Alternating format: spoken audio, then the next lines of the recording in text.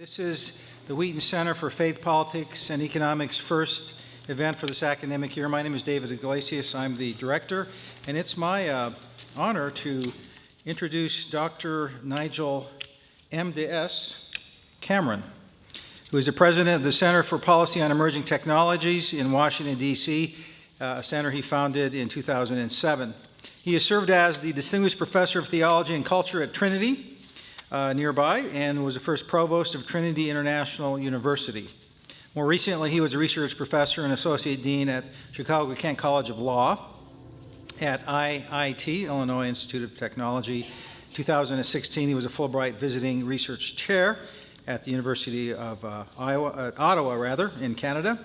I read his little red book, which is not what you may be thinking. It's entitled, Will Robots Take Your Job? A Plea for Consensus in 2017, and also The Robots Are Coming For Us. By the way, outside, if you'd like to buy some of his books, they are out there, so please consider that. He's a native of the United Kingdom, studied at Cambridge and Edinburgh University's Edinburgh Business School. In addition to his PhD, he has an MBA. So it's my distinct honor to call Dr. Nigel Cameron up here. Please join me in welcoming him. You're in the middle. Please.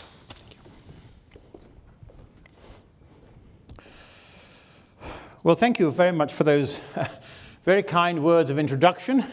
It is a great pleasure to be back here at Wheaton. It's quite a number of years since I was last on campus here. And it's a treat even on a night like this, which in Scotland, where I am really from, we would call Drich, to be able to raise some rather depressing questions with you. I think the pathetic fallacy is plainly in operation here. The subject matter of the labor market implications of advancements in AI and robotics is at least sobering, pretty much whichever way you want to cut up the cake. One or two comments about how I got into this discussion. My background for many years was focused in ethics and bioethics, ethics of technology, and then moving, I suppose, around the year 2000 more directly into the policy arena. And my interest has been fairly broadly based in different technologies, different areas of the application of science and technology and engineering. And I first got pulled into this particular area maybe 5 or 6 years ago when I was out in Silicon Valley. And I was having lunch with two senior partners of a law firm, a big international law firm, whom I'd been introduced to. And it was a typical Silicon Valley kind of event. For those of you who know Menlo Park, know the culture, we were having lunch at this very delightful restaurant in the open air, and it emerged that the number 2 law partner there owned a vineyard, which of course every other person in Silicon Valley does. And so of course we had the wines from his vineyard for this rather lengthy and very pleasant lunch. Now, I was out there because I was running a think tank looking for potential partnerships, introductions, as one does. Those of you who've run nonprofits know at the end of the day, running a nonprofit is all about going around asking people to help. And the senior partner opened the conversation after we'd organized the meal and said, look, what we want to talk about is this. When will we next be involved with a company, either raising capital or dealing with other matters, that will create jobs and not destroy them? And as I think I say in the book where I tell this story, you could have knocked me down with a chip. This was truly astonishing to me. And I began then to think afresh about the potential impacts of these innovative technologies on labor markets. Second, also Silicon Valley story, I think shortly afterwards.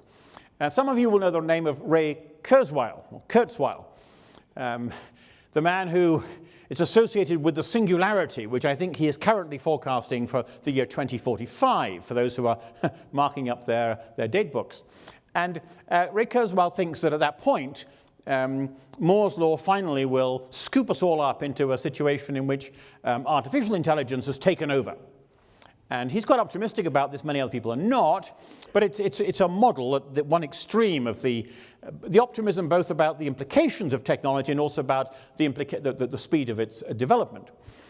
And he and those working with him run some very interesting conferences. They don't do them so many now, but back to 8-10 years ago, a lot of very interesting events, typically held out there in the Valley, in San Jose, other locations.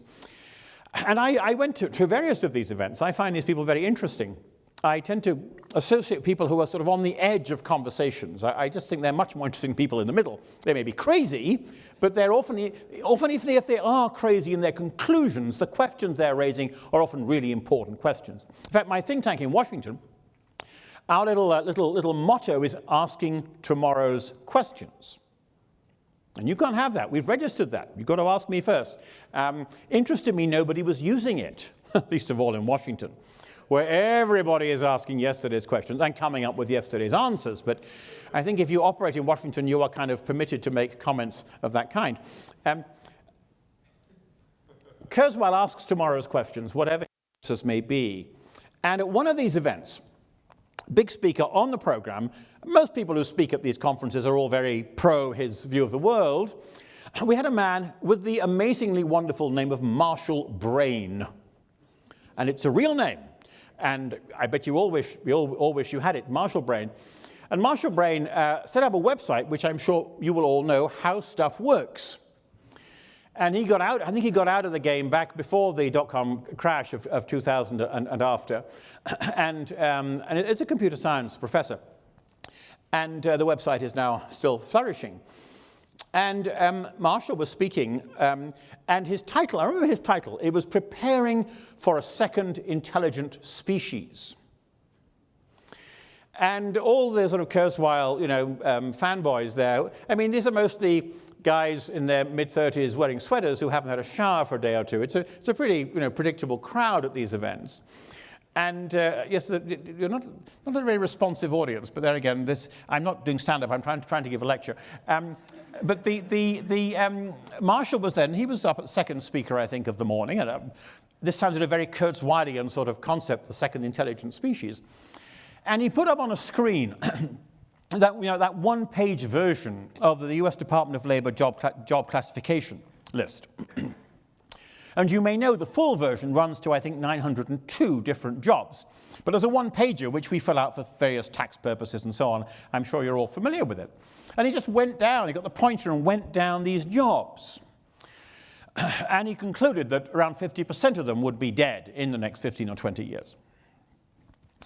And there was something of a frisson in the gathering. I mean, the people were not really very enthusiastic because this was a sort of a negative. They don't like negative presentations in these circles. No. They want to be encouraged and enthused and inspired. And so when it came for Q&A, one man shouted out, and I can still remember it, very powerful, booming voice, "Professor Brain," he said, "are you familiar with a discipline called history?" Which wasn't, well, perhaps one of the least polite questions I'd ever heard at a major public event. But of course, you see the point. He was saying, well, historically, we've had innovations, we've had transformation, we've had industrial revolutions, and it's all turned out fine. And in that question, he, I think, very usefully framed what we might call the conventional wisdom on the issue of AI, robotics, emerging technologies, and jobs. Look back, and it's always turned out fine. So what reason could you possibly have for suggesting that this time it might be different? Now, I mean, I have other stories I could tell, including one trying to get AFL-CIO worried about this.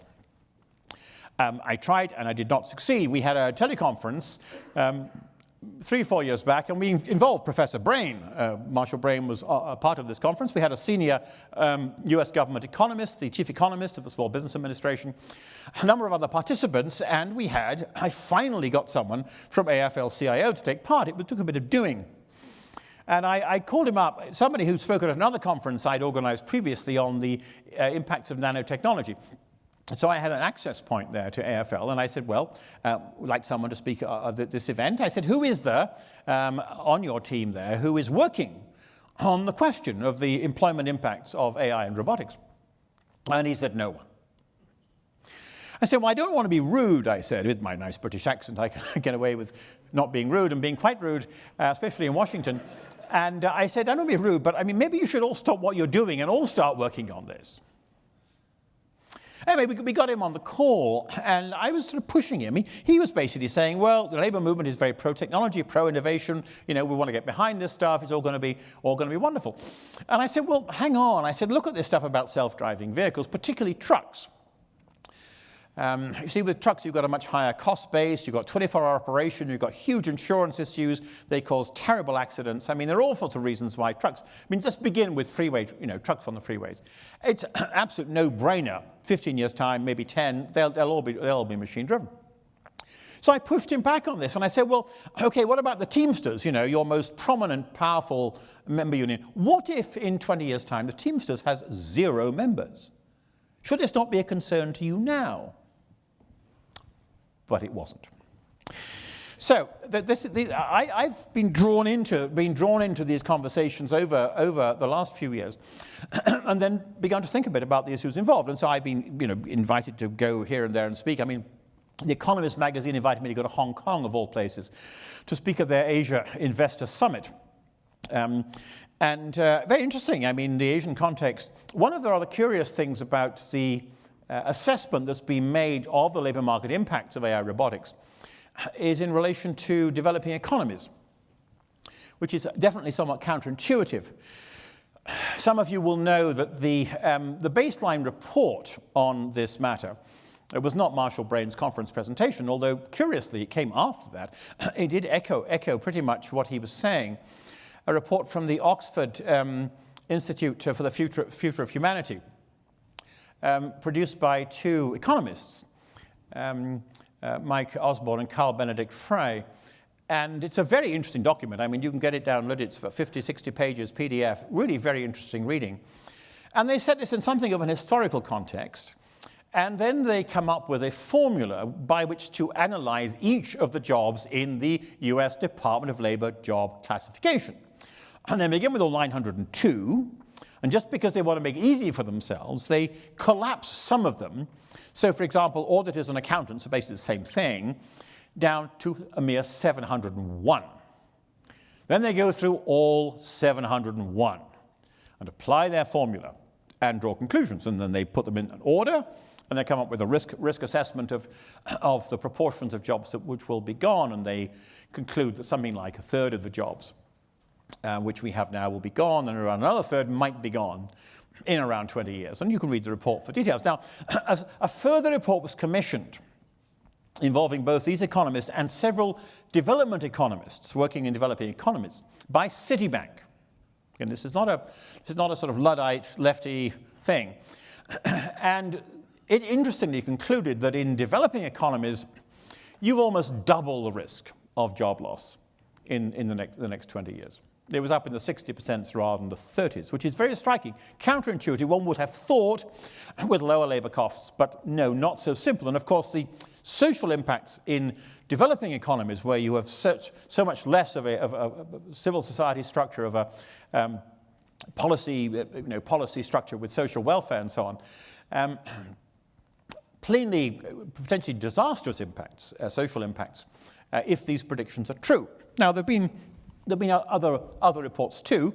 There was a bit of a pushback, just to give the other side, from an OECD. An OECD report which put this down in the teens rather than the 30s. And part of their argument, an interesting argument, was that even though they didn't actually disagree with a lot of the analysis of the Oxford team, they said a number of issues will prevent actual jobs being lost, in that many jobs, for example, involve things which are not automatable, even if much of them is. Many jobs, there are ethical or regulatory reasons why they could not go to machines. And I think their comments are actually very helpful, because there's a context, a cultural context here. And so even if there's a machine, checking out your groceries. And even if they became a lot less clunky than they tend to be, I think there are still many people who would rather go and speak to a person and have a little chat in the context of what they do. And of course, you take this up a higher level, and you look at law, or you look at medicine, and you find contexts in which you really might prefer and pay a premium to have personal service rather than machine service. Although, if the ultimately, I think perhaps those of us who are Christians find this, particularly galling, because it ought not to be this way, but it is a fallen world. Supply and demand curves are rather powerful things. And for people to pay a premium, for people to go to extra trouble consistently, because they want something which in substance is available more cheaply, will be pretty unlikely over time. And so the implications of this sort of analysis that these economists have been making, I think certainly over time, are devastating. Now, I want to raise a number of questions about this. First of all, the first question is, how do you challenge conventional wisdom? That is to say, what are the appropriate conditions in which someone like you or someone like me, is it appropriate for us to challenge the prevailing wisdom of those, not least in the trade?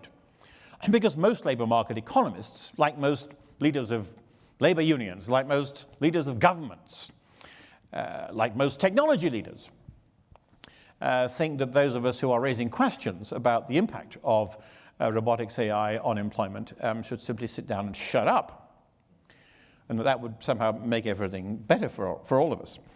Those of us who have chosen not to sit down and shut up, aside from receiving occasional dismissive comments from friends and colleagues, I think are just rather encouraged to find that kind of response. Because, of course, it is the nature of the case. Conventional wisdom is conventional wisdom.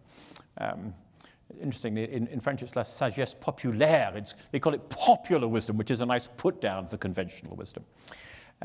What are the grounds on which one might legitimately challenge conventional wisdom? This is actually a rather interesting question in and of itself. And those of us who, part of my study when I was doing my PhD was specifically of the way arguments were being used. How arguments are deployed, how arguments gain credibility, why it is certain arguments win and certain arguments don't win. And for those who've studied, for example, social psychology, I was just talking to someone earlier this evening about Festinger and his theory of cognitive dissonance. All of these come into play if one is looking to discuss the appropriate grounds for challenging conventional wisdom. Because challenging conventional wisdom isn't just the same as disagreeing with experts. There's a very interesting book called The Death of Expertise by Tom Nicholls, who is a War College professor in Washington. And we did an event with him to discuss his book, in which he is suggesting that not least the internet is encouraging people to believe that they're all experts. Anybody can be an expert. Just go Google for half an hour and you'll know as much as the person who spent their life studying the field. And of course, we are not suggesting that is appropriate. It is an interesting question in a world in which conventional wisdom, despite all the knowledge available to us now very freely through the internet, seems, if anything, to be getting more in lockstep. What are the legitimate grounds on which it might be challenged? So I thought a lot about this personally as I've become involved in some of these conversations and gone up against people who know far more about the subject than I do. And one principle seems to me to be, look around for people who are certainly experts in these disciplines and who themselves are changing their minds. Not just coming from a different view traditionally, but actually changing their minds about the subject. And if you like, follow in their footsteps, see how they're thinking, see what they're saying, see the kind of response that they're getting. And that seems to me to be a useful heuristic as we seek to understand how one might raise a challenge before one actually discusses the implications for labour markets of these technologies.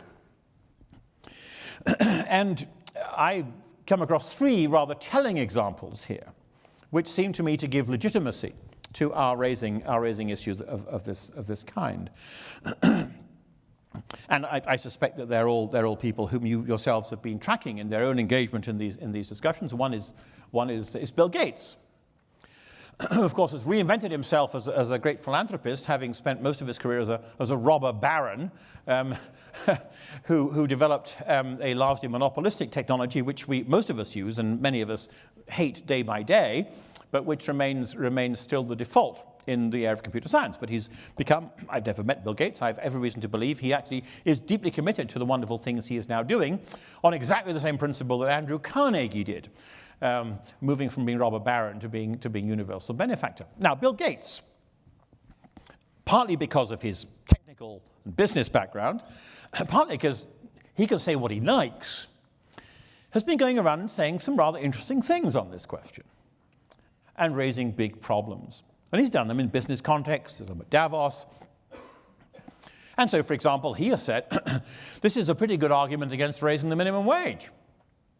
He has said governments maybe will move to tax robots to discourage people removing jobs from the marketplace. He has said that governments will be pleading with corporations to maintain human employees. He's plainly convinced this time it's going to be different. Second example, Larry Summers. I'm sure all of you will know Larry Summers' name, former Treasury Secretary, Bill Clinton's Treasury Secretary, former president of Harvard, a leading progressive liberal public intellectual, a man never known for hiding his opinions or his sense of self-importance, and therefore a very interesting person to listen to because he says what he thinks. And he gave a lecture a couple of years ago, which is well worth your chasing up and reading. It's quite entertaining and I think significant for this conversation. And it's entitled Economic Possibilities for Our Children. And he says when he was at MIT as a student, as an undergraduate, he said there were really two groups of people, and they were talking about these things, back 30 years ago, talking about these issues on the horizon. And he said there were the sort of smart students who were mostly economic students. And then he said there were the stupid Luddite people. And he said, I'm now beginning to wonder whether the stupid Luddite people might have been right. And thirdly, Charles Murray, and some of you will know, is a very distinguished and somewhat controversial conservative intellectual. Gave a speech at the American Enterprise Institute in Washington, which is a big sort of pro-business conservative think tank. I think perhaps the most interesting certainly of the conservative think tanks in Washington, which was then published in the Wall Street Journal. And basically he was saying this time it's different. And he comes out in favor of what is called basic universal income or basic income. Some of you will know this discussion. It's a long-standing discussion on the left and the right of the notion everybody should be paid a certain amount of money, a kind of pension, a bit like Social Security from when you graduate, as a cushion against unemployment, among other things. And he comes out in favor of it.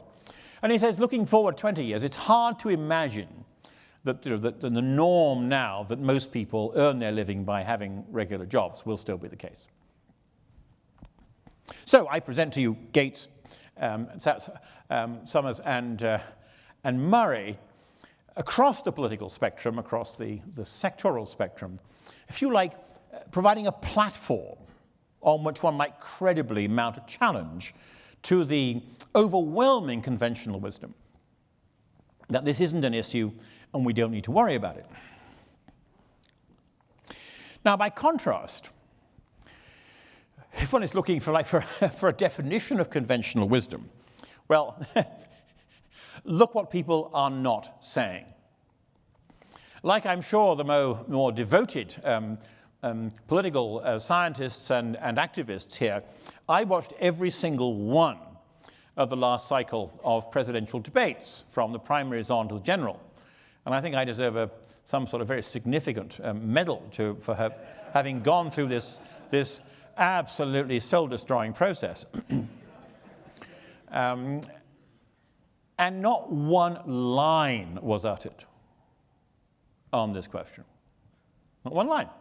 So far as I'm aware, until about a month ago, no major political leader anywhere in the world had highlighted the issue in a speech. If I'm wrong, I've been saying this the last 2 or 3 years, if I'm wrong, please send me the reference.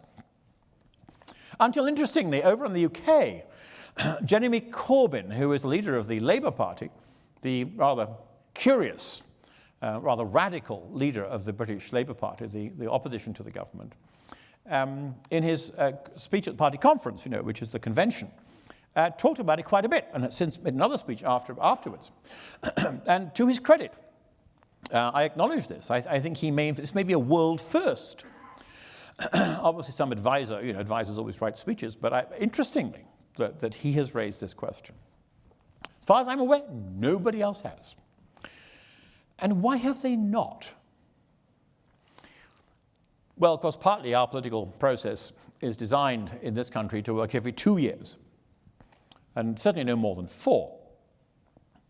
And whereas there are also very smart people in politics, and smart people in the public service in general, for an issue to rise to the level of being spoken about by a major politician, it goes through a kind of a winnowing process.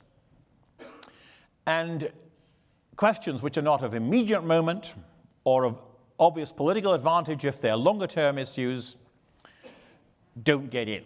They don't get a mention. And therefore, they do not get into the policy-making process, which might actually lead to some sort of change. Now, I was invited a couple of years ago. I've been in the States now for 26 years, but I go back to Britain every few months for 1 or 2 projects I'm involved with there. And I was invited when I was over there to go into 10 Downing Street and talk to the advisors to the then Prime Minister, David Cameron, about this question. They had 2 or 3 people. One of the guys who wrote the Oxford report was there also, I think, that day, and some others. And I commended them for engaging in this. And they said, well, what would we do? What do we do? I said, well, if you think it's a problem, or it might be a problem, I think what you should do is an audit of every area of social and economic policy that it might be relevant to. And just examine every single one of these policy areas and see how, if there were to be real turmoil in labour markets, and I'm going to come back to this in a minute, see how they would be affected. Whether you might be able to make changes in policy which would mitigate these impacts by maintaining high levels of employment, by taxing the machines, by providing universal income, or however you do it. Or perhaps more usefully, by eroding distinctions between full-time and part-time, voluntary work and paid work, retirement. I mean, all sorts of components are there in the industrial economies that depend upon the assumption of what we call full employment.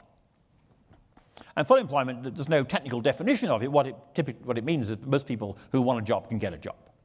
So unemployment is 4%, 5%, 10%, and it's maintained. And there are exceptions now. In some of the southern European countries, there's much higher unemployment than that.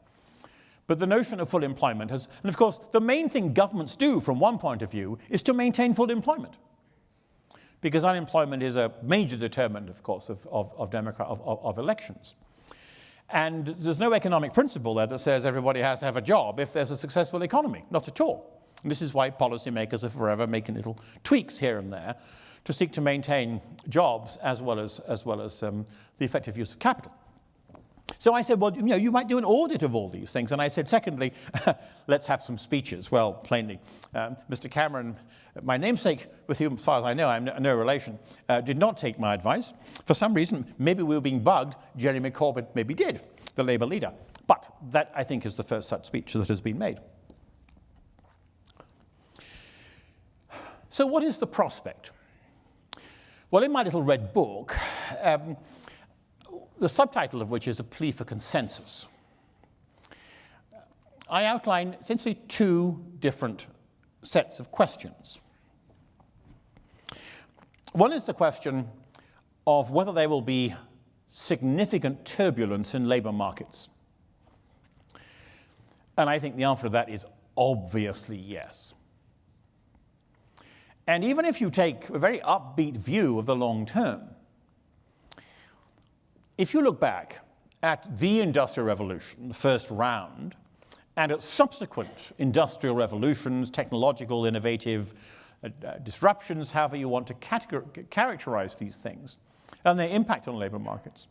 Right up until, the destruction of the heavy industries in Detroit and Gary, Indiana, and other cold spots, if you like, now in the United States, where you had heavily concentrated industries which were destroyed or which were significantly weakened. One lesson you learn is that to speak in glib terms about the fact that industrial, structural, revolutionary disruptions turn out right in the end is unfortunate. Because, of course, Gary, Indiana, named after the guy who was running US Steel 100 years ago, was one of the most prosperous cities in the world. And now every other year or whatever, it's the murder capital of the United States.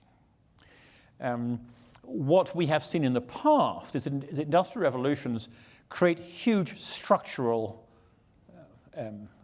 disruption, even if total employment levels pick up, and even if, and this point has been made repeatedly, of course, the actual value being created in the economy rises, and therefore the typical job ends up being a better paid job.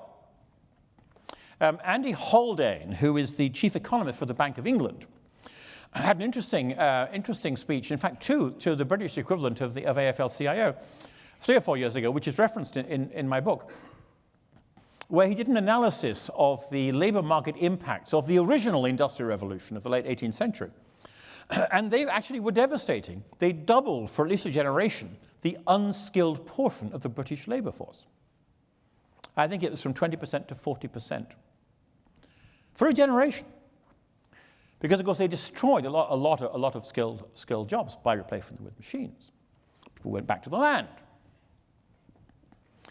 I think it pays to become quite interested in, if you like, in the sort of micro impacts of these past changes, if we're going to have some index of the likely impact on labor markets of the application of these technologies, precisely because they will not be either regionally or in terms of industrial sector specific.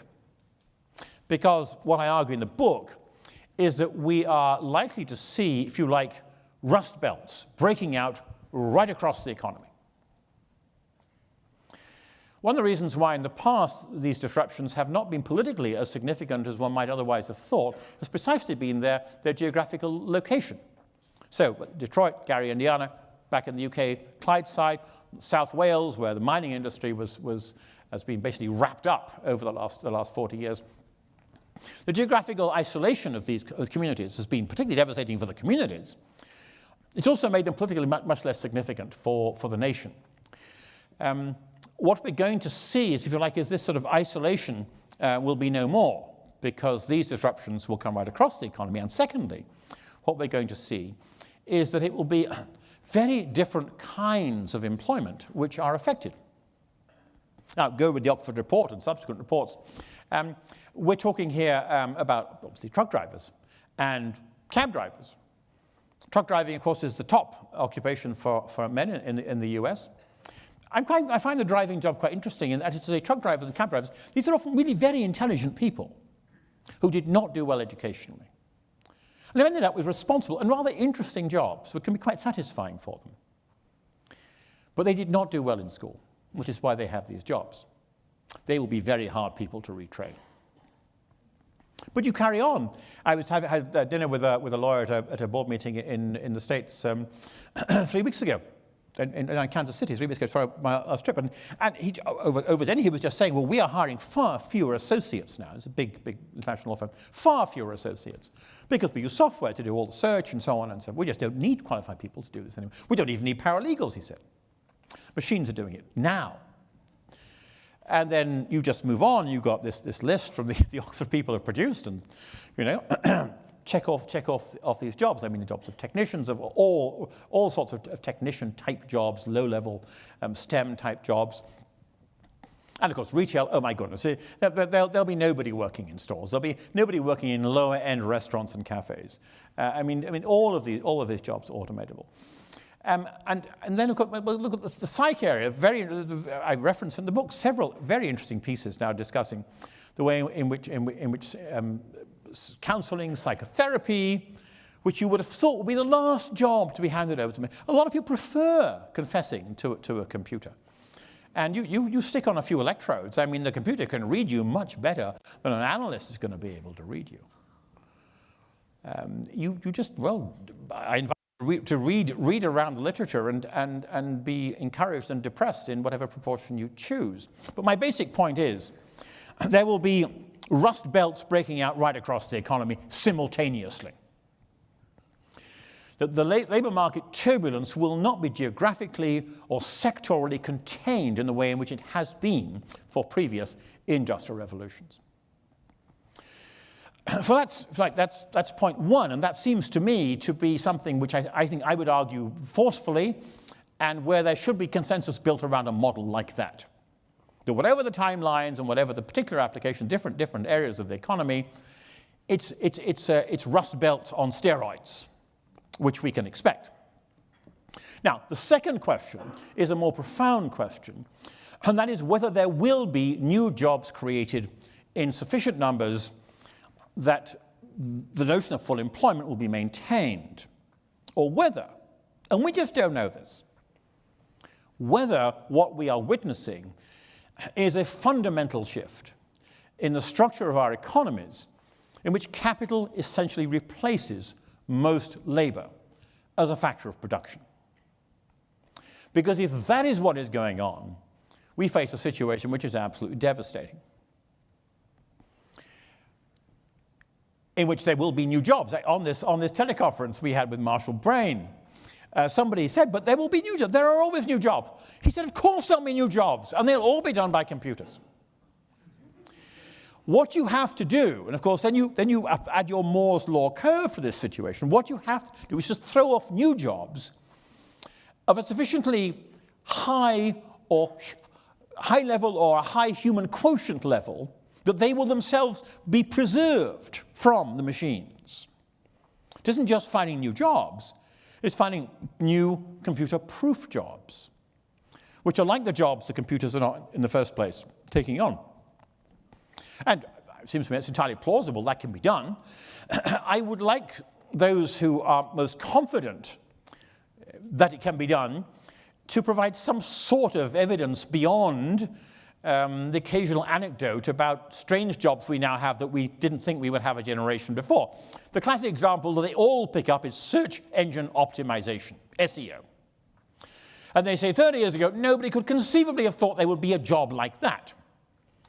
And therefore, there'll be new jobs that we can't even think of now. Well, there are all sorts of logical problems with that kind of argument.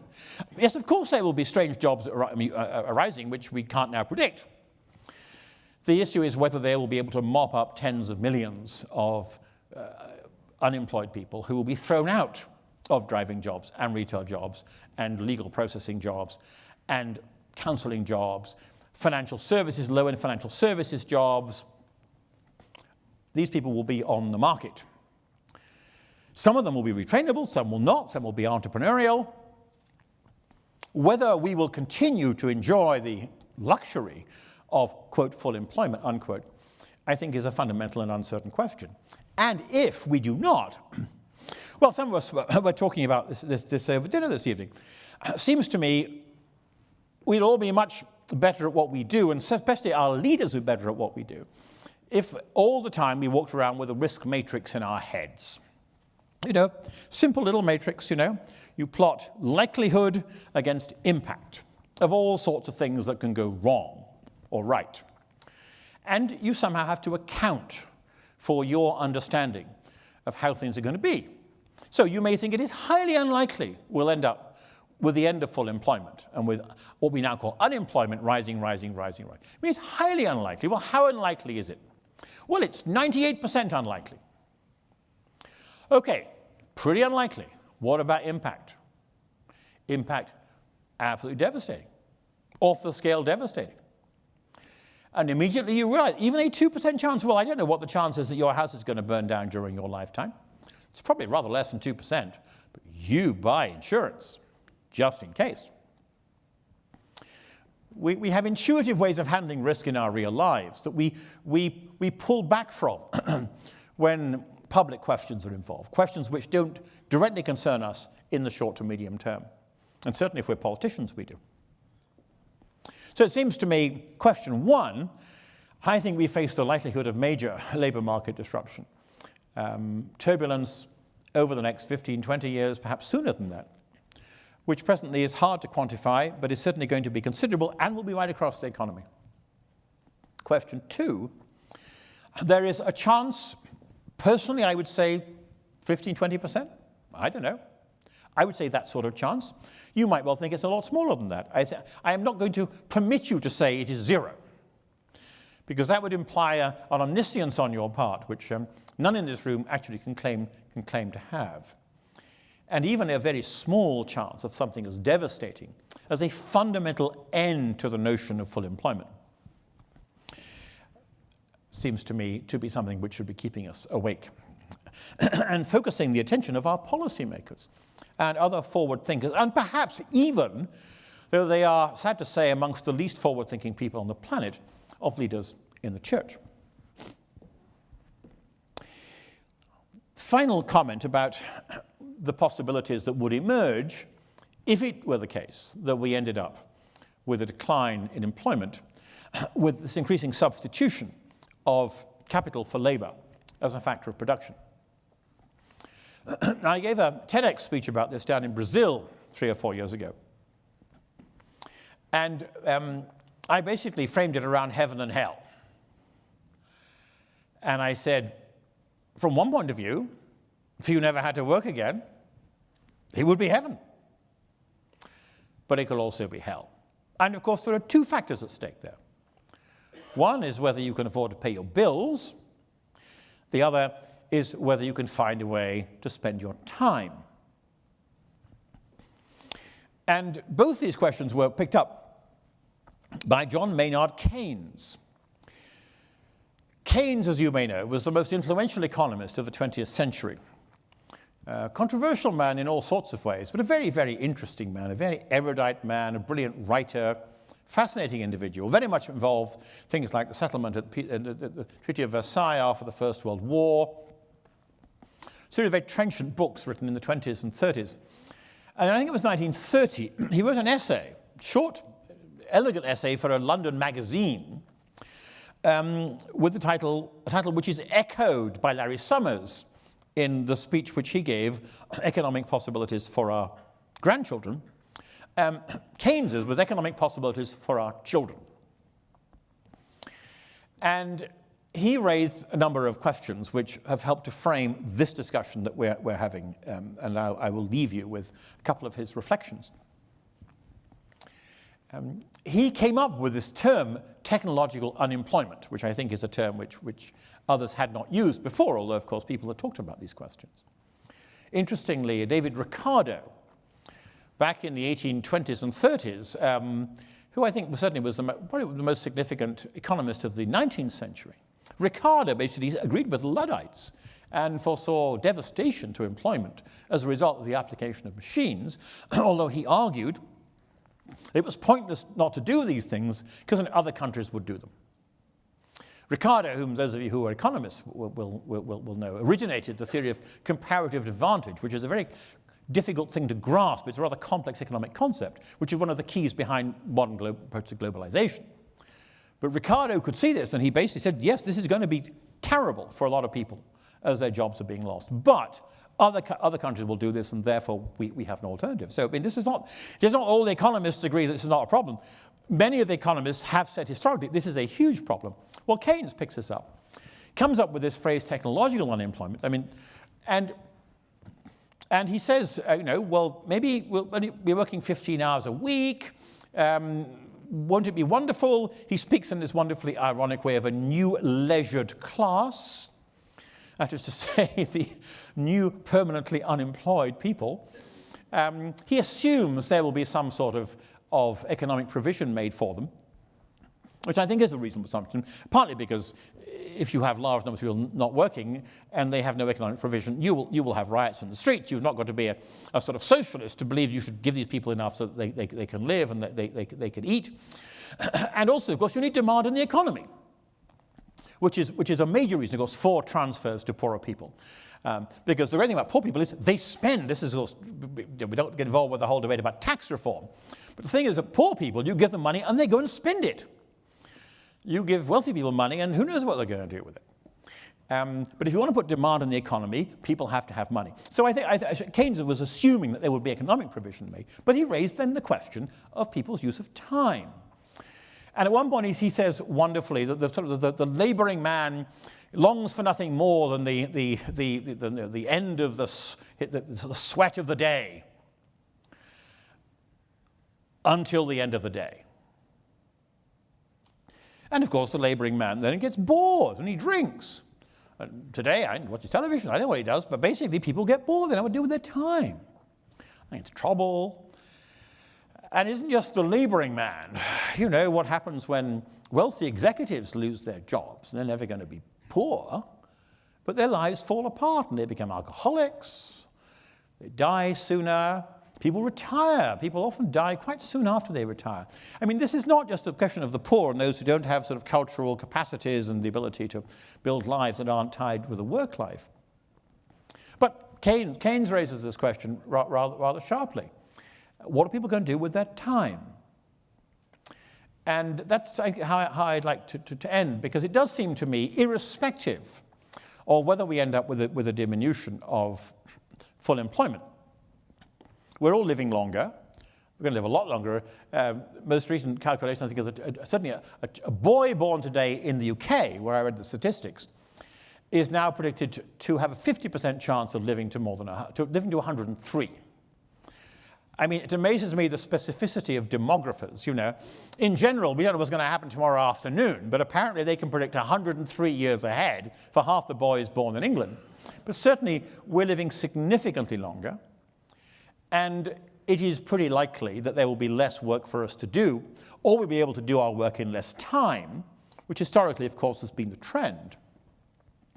And therefore, even if we do maintain some sort of full employment model, the question of how we use our time is going to be increasingly pressing. If we don't, if we're substituting capital for labor, I think we face an existential question which is as serious as any other. And I think our policymakers and our church leaders should be deeply concerned about it. Thank you very much.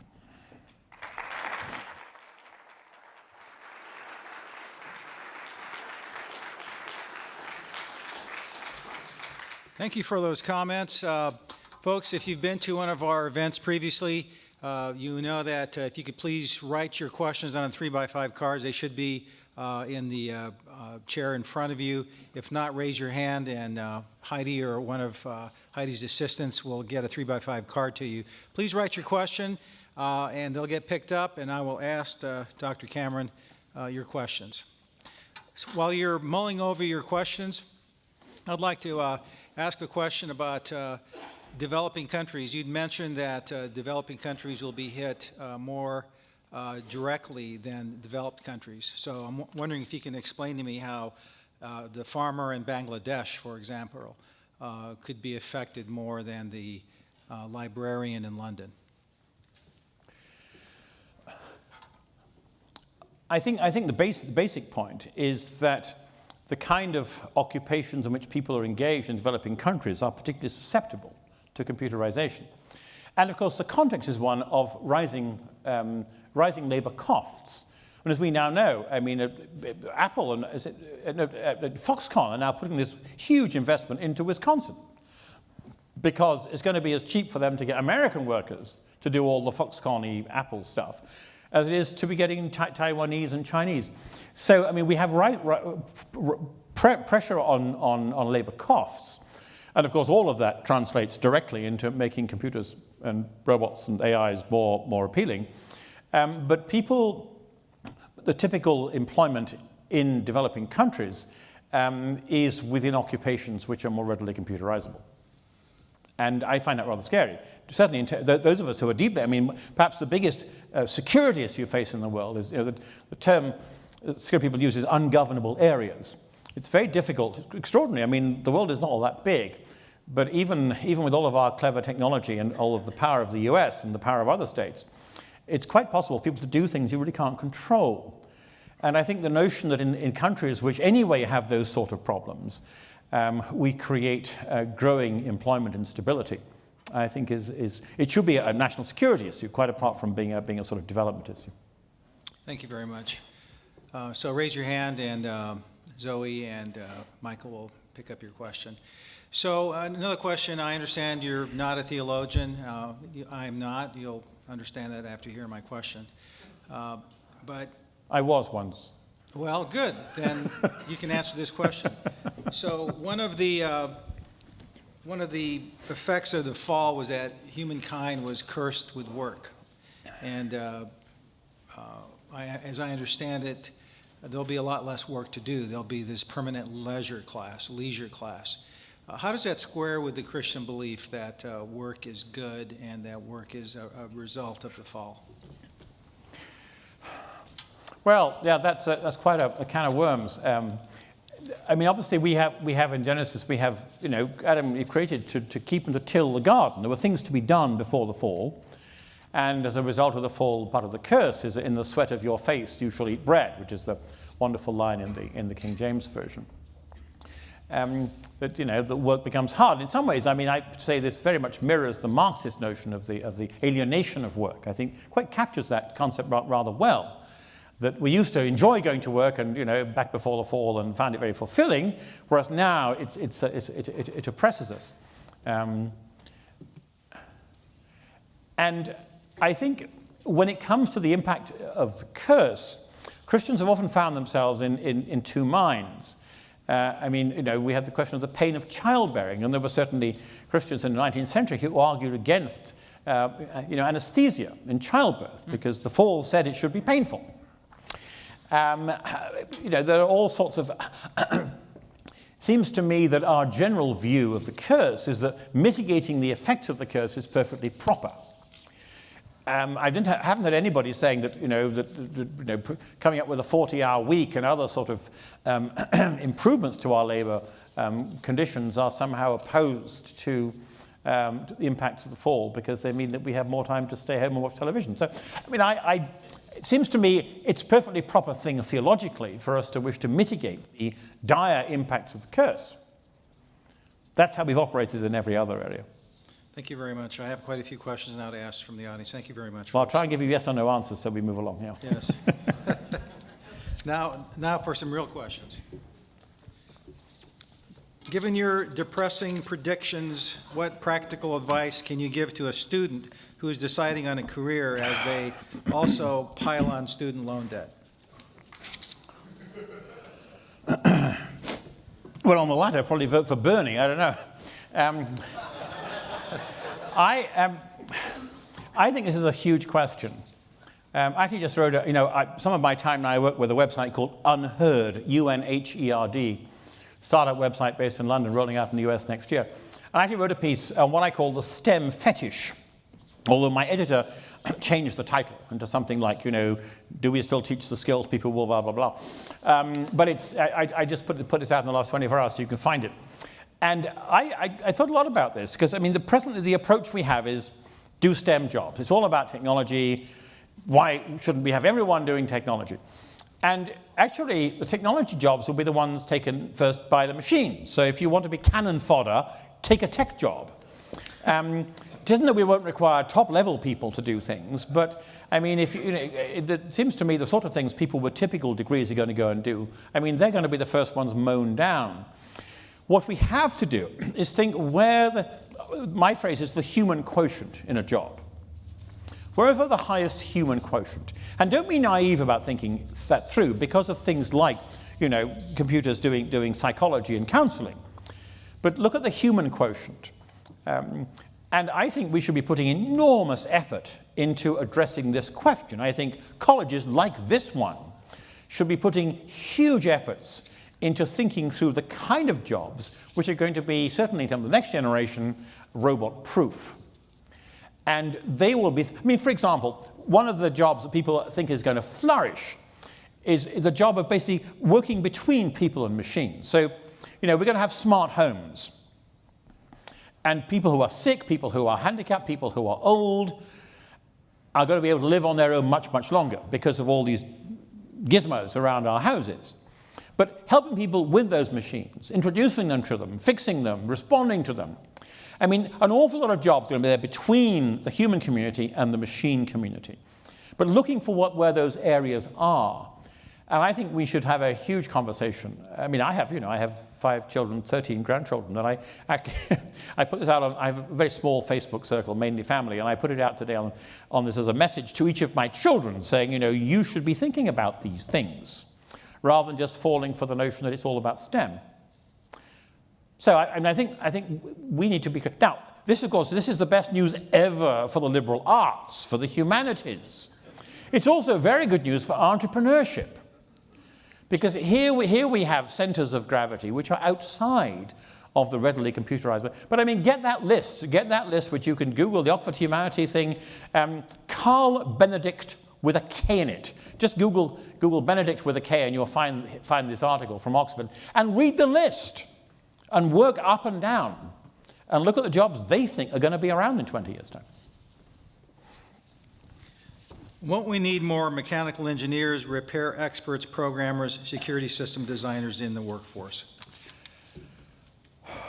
Well, yes and no. I don't know. I think we'll end up with many fewer programmers, because a lot of the low-level programming will always be done by machines. Some of it now is certainly be done by machines now. I think welders, for example, I think there could be a need for a lot of welders. On the other hand, there are also robot welders already in operation here. What were the other ones on your list there? Security. In Dubai, they now actually have, there are pictures of these online, therefore it must be true, they actually have robot cops walking up and down the malls. I think security is over. Is AI, artificial intelligence, leadership possible? If AI continues to progress in the workforce, what role will ethics play in AI development and leadership? Well, the point about these systems, of course, is that they are not free to make their own decisions. They make the decisions that have been programmed into them. And there'll be glitches, but by and large, we are going to be presented with ethical systems designed, whatever the geeks in the valley think is right, will be built into these systems, which is what they've done so far. Facebook, a couple of days ago, decided to experiment on 6 small countries. I'm not making this up. I mean, Costa Rica, Slovenia, little countries, half of them you haven't heard of. 6 little countries. The newsrooms in these countries, the newspapers, all suddenly found that they get most of their news hits through Facebook. Suddenly found they dropped by a third, dropped by 3/4. Talking to each other, calling up, found out who they were. Facebook said, well, actually, yeah, we decided to try something here. We put the news feed separately from all the regular feed in people's accounts. So there's a special little thing in the corner of the page. And we're going to run this for a few months and see how it works. But don't worry, we're not going to do it at the rest of the world. We're just doing it on you guys. And this is destroying news organizations in 6 countries. Because some guy in the valley just thought it would be interesting to do a bit of research. You build the ethics into these systems. And there's been a complete disconnect between policy making and public ethical discussion and the values which have shaped these systems. And I think that's going to be, let's just say, I hope it's a big growth area. For capital to replace labor, it requires a stable environment. If capital replaces labor to the extent you predict, do you believe the rate of destabilization in society would make it less feasible to implement such technology? Well, I can just see all the new scope there for derivatives. Basically gambling on the instability, so you can't lose, which is not an entirely unserious statement. In a sense, stability stability becomes part of what you predict, instability, and therefore you can build it into your modeling. Plainly, it's much simpler to make money if things are predictable, but unpredictability can also, it has its own way of factoring in, and then of course the rewards go up when you succeed. Do you fear machines ever taking over, a la 2001: A Space Odyssey? Well, at one level, I don't fear machines taking over. C.S. Lewis has his little essay, The Abolition of Man, which he wrote in 1943. something else you can download. It's only about 6 or 7 pages long, despite the Lewis trustees are absolutely fixated with their intellectual property rights, but it's out there on the web for 6 or 7 pages. And one of the things he says there wonderfully is that his phrase is almost in my head, but not quite, because I have a little jet lag. But he says that what technology gives you is not the power over you. He talks about our conquest of nature, and he says that it isn't that we conquer nature. The conquest of nature is about the power exercised by some men over other men with nature as their instrument. It's a very powerful, that little essay is one of the most important things that's ever been written. It is full of epigrammatic statements like that. And this is what we're talking about. I mean, technology isn't something that arrived from Mars. It's something which is giving people like Zuckerberg and Schmidt and their cohorts out in the valley, it's giving them power over billions of human beings and their lives, our lives. And of course, sucking up data in unimaginable quantities. And The Economist magazine says, data is the new oil. And so it's some having leverage over others. Now, it's possible that the whole thing could go rogue. You may know there was a sign-on letter 3 or 4 years ago, which Bill Gates signed, Elon Musk signed, Stephen Hawking, the great cosmologist, signed, saying they were concerned that AI could get out of control.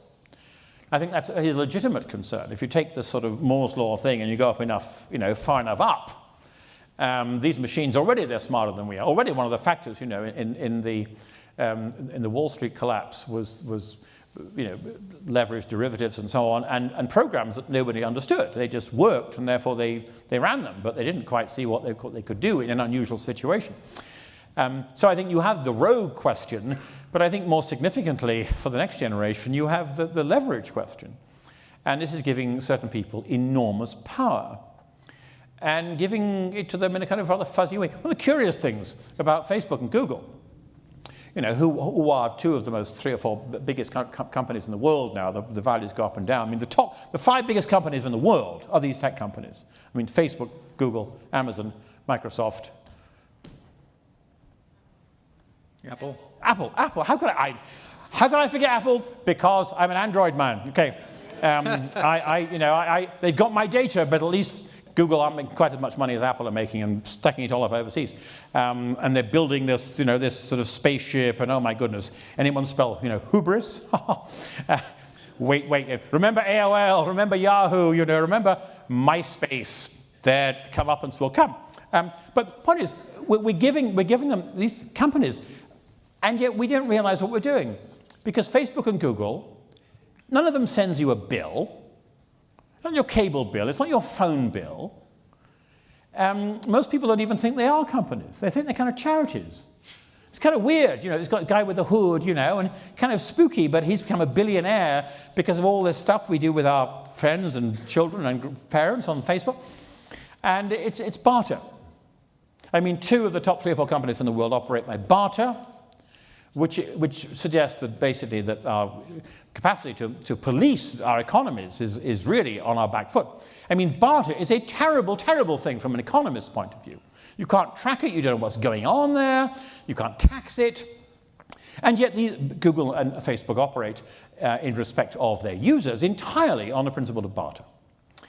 And for that reason, you get cross with your cable company, but you aren't paying Facebook, you aren't paying Google. They're just sucking up everything about you and using it for commercial purposes.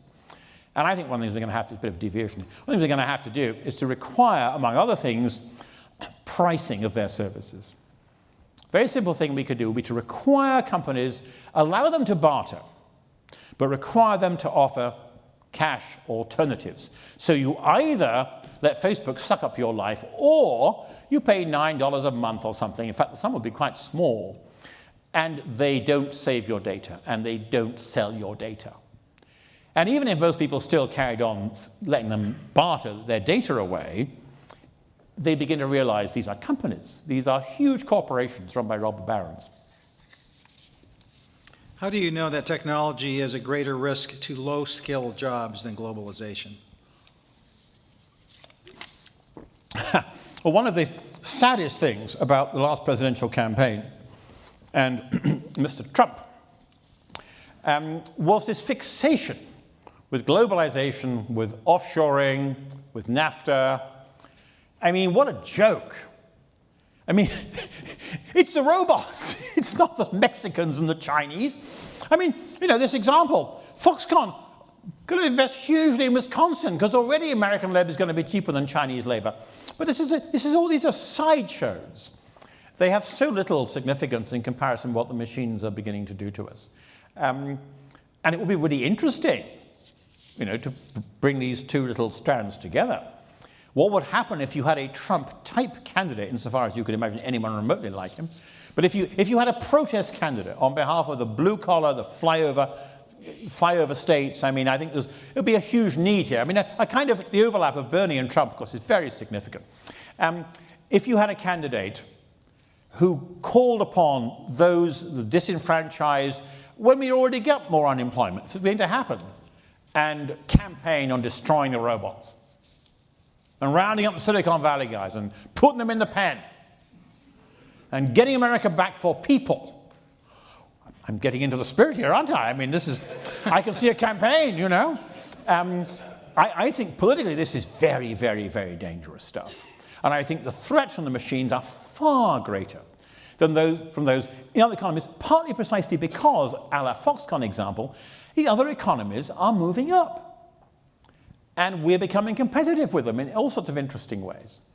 Whereas the machines will always undercut. I mean, the most powerful image struck with me when I was doing a lot of reading for that little book. The problem is, for an academic to write a little book, it's a very dangerous thing to do because all of your academic colleagues think you've sort of sold out. And if you give it a dumb red cover like that one, it's not going to make any money anyway. But you have to do all the reading you would do for a big book. Because you've got to fend off all these people. And part of the reading I did was a man called Norbert Wiener, who is regarded as not Anthony Wiener, no jokes. Norbert Wiener, regarded as the father of cybernetics, who was a math professor at MIT in 1920s, 30s, and he was a genius, boy genius, so on. And he wrote a fascinating little book called The Human Use of Human Beings. What a wonderful title, which you can go and read in the library. I'm sure it's way out of print now. And the image he comes up with, he's looking at this issue, precise issue, almost at the same time as Keynes was. And he says this will be a slave economy. And specifically the economics of the slave economy, and of course he's now referring to the actual slave economy, which we had in this country not long ago, and for him, certainly not long ago, because he was writing almost 100 years ago. It's the economics of the slave economy. And the slave economy was always undercut the non-slave economy. And that, he said, is the model we use looking at the robot economy. Have you read analysis of policies during previous labor market upheavals, such as the first industrial revolution? And what can we learn from past successes and mistakes?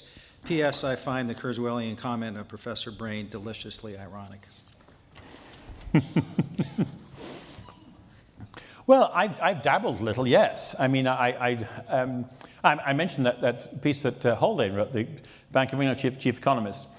The First Industrial Revolution, the classic book by a woman whose name, of course, I now forget, which is the standard history of the Industrial Revolution. And of course, policymakers weren't doing much at all, because back then we had far, far less in the way of policy, far less in the way of... if you want a small government, you go back to the 18th century, which is pretty great for a few people to have really, really small government. And there wasn't a lot of intervention. And then, of course, in the 19th century, you get the Factory Acts and so on. You stop child labor and remove many of the things that really bad things that came through the Industrial Revolution. But the evidence is that, interestingly, that it took out a lot of skilled people. I mean, things like the spinning jenny and so on. I mean, this was taking out people who were doing these jobs, and these were not unskilled jobs. And so basically what you did was remove a lot of what we would now call the middle class. And they were pushed back on the land. At the time, of course, governments weren't in a position to take the kind of initiative they might now take, to create jobs and create schemes and have public education opportunities and retraining. So, I mean, the more I read what happened then, the more I find it disturbing. And then, of course, if you want, you can just take a trip up to Detroit, or go visit Gary, Indiana, in the daytime, and you see what happened to communities that used to be extraordinarily prosperous. And you realize that, I think, to speak in a glib way about the fact, well, in the past it was all, everything got itself sorted out, really won't wash. Not least because in the past, we didn't have, television, and we didn't have, let alone the internet, and we didn't have the kind of opportunities people to promote their views and to focus on tragedy and to make these into big national issues that we do now. So I think any politician who really wants to be able to ride the waves that are coming needs to be very much attuned, not least to the impacts on, we've had these Uber, fights for Uber cab driver fights. Well, Uber drivers, cab drivers will both be on the same side of this. Uber, and you can, I think, there are some terrible things about the company. On the other hand, it's a very handy service to use. And every time I take an Uber, and I've taken them in 4 or 5 different countries, I always speak to the driver. And they're always really, really happy to have the job, and they can fit it in with other things and so on. But this is a temporary job. Uber was investing in, Carnegie Mellon is perhaps the key place for a lot of the academic stuff going on robotics. And Uber was sponsoring a lot of research there. And a couple of years ago, they changed their mind. They thought, well, let's just hire these guys. So they took out about 30 people, a whole series of researchers, and presumably paid them 10 times as much, to have their own department working on self-driving cars. But what happens, when you get, literally millions of truck drivers and car drivers without jobs, forming a huge political lobby? I think this is just barely started. What does technologically driven unemployment mean for humans, specifically within the area of biological enhancement through technology as humans try to reinvent themselves to compete with robots? Do you think we ought to push past the moral and ethical questions raised by such biological upgrades or enhancements? Discuss. That sounds like the kind of question I used to like to set students and set them. I'm not quite sure what it means. Okay, one or two comments. Plainly, if you're nothing to do, what do? Well, you join the opioid crisis. All kinds of things you do with yourself. And some of the stuff from West Virginia, for example, which has been an epicenter of some just ghastly overuse of prescription drugs. And these people have nothing to do with themselves. So what do? You don't do nothing. People never do nothing. They always do something. And what is this old saying? The devil makes work for idle hands to do. There's a lot to it. It's not a simple thing for a person who has typically had a job, or whose model of the human life is to have a job, suddenly to find that they wake up in the morning, nothing to do. And I think that the cascading effects of introducing more and more people into this situation for example, some of you saw lovely film WALL-E, from 15 years ago, WALL-E, where humans are all in a spaceship to escape the things going wrong on the planet. And they all look like the kind of people you see walking around Walmart now. They're all kind of this sort of size, because they've nothing to do. They sit there watching television, playing games, and of course taking drugs to keep themselves up. Maybe the whole son of Saturn thing, maybe we'll all be able to be 400 pounds and it won't matter. But it's a very interesting, what will people do? I'm sure there's research here. I've seen a little of it, but not very much. There's a book that I wrote a bit of a year ago that I might get back to, really on this whole question of how we use time, and looking at people who have actually thriven, without having the job framing. Like, for example, housewives. In the old dispensation, 1950s, 1960s. Women who were sort of not wealthy, but who did not work. And what did they do with themselves? Well, of course, partly they, got into drug abuse and alcohol and all that. But and of course, the wealthy, what happens, if you suddenly become wealthy? What happens if you're Bill and Melinda Gates and you decide to stop being a robber baron and start, being St. Francis of Assisi? What do you do? Well, what he's done, he's built this huge, have you been to his place up in Seattle? Oh my goodness, this place with the fountains, and it's a lot of fun being a philanthropist. And well, they often build lives for themselves as philanthropists. Or they get on all these boards, you get on the boards of the sort of CSO and the board of this and the board of the other thing. I mean, but it interests me what people do who don't have to have jobs. And historically, there haven't been a lot of people like that. You had the leisured class, of course, which Keynes is riffing off. But they were busy people. They often, you know, if you were landed gentry sort of people, you would have 4 or 5 farms, and you had to run these things, and you had a manager, and you kind of pretty busy, even if technically you didn't have a job. But it interests me how people survive. I mean, for example, people who are seriously handicapped and therefore cannot work. What is their internal life? And of course, people who are successfully retired. And, you know, the average age, when was it when they put through Social Security? Well, the people average died at, 57 or something. I don't know, it was amazing. It was a great deal for the government because you say you're going to give everybody this money, but on average, people die before they can take it. And now, of course, we all expect to live, certainly. I would hope most people here are going to live certainly into the 80s and some well beyond that. But I mean, these models interest me. Because we've been conditioned by this notion of work as being the thing. And it's really a very modern notion. I mean, historically, of course, agricultural communities, I mean, everybody worked, people worked in the fields and so on, but without the 9-to-5 thing. And you cared for older people who couldn't work, but there was a much more organic context of people's activity. And I think that might provide a much better model for the post-work society than trying to tinker with this industrial model, which we've inherited, which is really quite recent. What is the timeline for the kind of disruption you describe? Which industries do you predict will face the most disruption? And are there any sectors potentially immune from this turmoil? 21.7 years, I don't know. Must be great to be a kind of futurist and be asked to do this all the time, and then, you know, you've taken your fee before 27 years have passed. I'm looking at, very interesting, the most recent report which we had. I mentioned the Oxford report 3 or 4 years ago, and the Citibank sponsored follow-up to it, looking at the developing economies. There was a more recent report from PricewaterhouseCoopers. Again, not a well-known sort of liberal, lefty, anti-technology organization. Came out 9 months ago, maybe a year ago, which is basically what they do, is they take the Oxford report and say, yeah, we think they're right. But they specifically use 15 years as a timeline. 15 years, and that's not very far ahead. And they see, I mean, I think they said UK 32% or something like that job loss, US 40% in 15 years.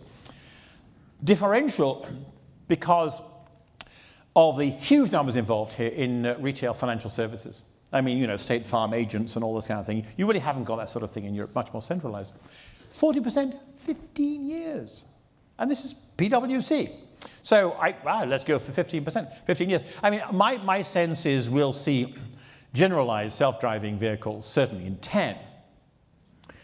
And that really is going to drive. That's going to be the drive. I think that's going to pull a whole lot of stuff with it. Because, as I say in the book, I'm not promoting my book, am I? As I say in the book, just work through the implications, or just of the driving thing. I mean, it's going to save a lot of lives. It's going to save a lot of accidents. Do you know this, that the number of people killed on the roads in the US is going up fast? It went down until about 4 years ago to 32,000 a year. Last year, it was 40,000, up 25% in 3 years. I think the answer is all this stupid stuff that the auto companies are doing. I don't think it's people using their phones. We got through that thing. You know, having to press a screen rather than turn a knob to put the heating on. I mean, the auto companies, there's some class action suits there just waiting to happen. Juicy opportunities, people like you, your trade. But, you know, I mean, will go down. Accidents will go down. There'll be occasional things that are going to go down. Now, what does that do? Well, for a start, it puts insurance agents out of jobs because, of course, I mean, insurance rates are going to plummet. Vehicles increasingly will be fleet vehicles, probably self-insured by manufacturers or fleet owners. Selling private cars will collapse. The average uptime of a family vehicle between 3 and 5% of the time. So the most important thing you buy apart from your house, cliche, you don't use 95 to 97% of the time. It sits out there rotting and taking up space. and requiring to be cleaned and attended to, like a sort of pet or a plant. It's just sitting there. I definitely predict 50% collapse in auto sales in the next 15 years, which will devastate every Western economy because this is the most important industrial driver of everything. So, I mean, the knock-on effects, and of course, you know, you got, speaking about Detroit, auto manufacturing areas, there's a huge tail of suppliers and so on. So, I mean, just that one thing, and you look at the implications throughout the economy, and I think there'll be other things. So we have time for a couple more questions. Thank you for sending up some terrific questions. I apologize that I can't read them all, but I've tried to read as many as possible. You're asking me to answer more concisely. Thank you very much. See, only a Brit would understand that. Yes, thank you. And here's an urban planning question. From an urban planning and population standpoint, do you think these advancements in technology will cause us to consolidate more into cities or spread out more throughout the country? I think there'll be both effects. I think the smart cities movement is going to be very, very interesting. Google had just taken a slice of Toronto. You saw this? This is quite extraordinary. It should be a huge issue. It's taking going to produce 33 million cubic square feet of office and residential space. And basically, Toronto is kind of giving it to Google to do what they like with. And they're going to produce their own little smart city. Smart cities is going to be very, very interesting. All people are going to be very safe, very clean, very organized, not all that democratic, but basically a lot of public-private stuff going on Google down. I think at the same time, people are going to decide, I would rather be out of this situation. I'd rather have a car I've got to drive, which may be necessary if you're living in rural areas. I think there'll be something of a bimodal sort of effect. Thank you. In the past, we thought of this as a blue-collar problem. Now it also is a white-collar problem. What is your opinion of the percentage affected in the future in terms of percentage of blue-collar jobs affected and white-collar jobs affected? Well, I think it's a plague on everybody's houses. I mean, actually, I haven't seen an analysis which sort of used the blue-white model. But my sense is that we're going to see these rust belts. I mean, brain surgeons, you know, I mean, brain surgery is a fussy thing. You've got to be pretty steady.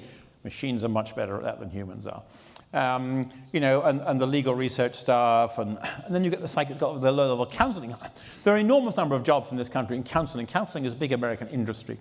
European context, there's a much higher threshold, and there are more highly qualified people, much less of it going on. I mean, you go right through. I think this is an equal opportunity destroyer of jobs. Final question.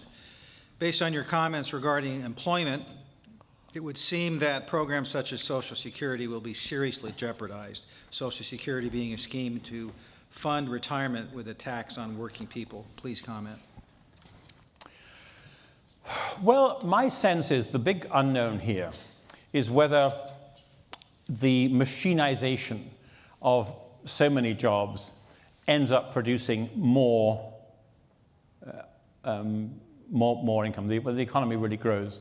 The economy, of course, is sputtering along. Growth rates are pretty low, unless you read the White House estimations, of course, but they're going to be pretty low for the foreseeable future. Go to Africa, they're significantly higher, some of the Asian countries still.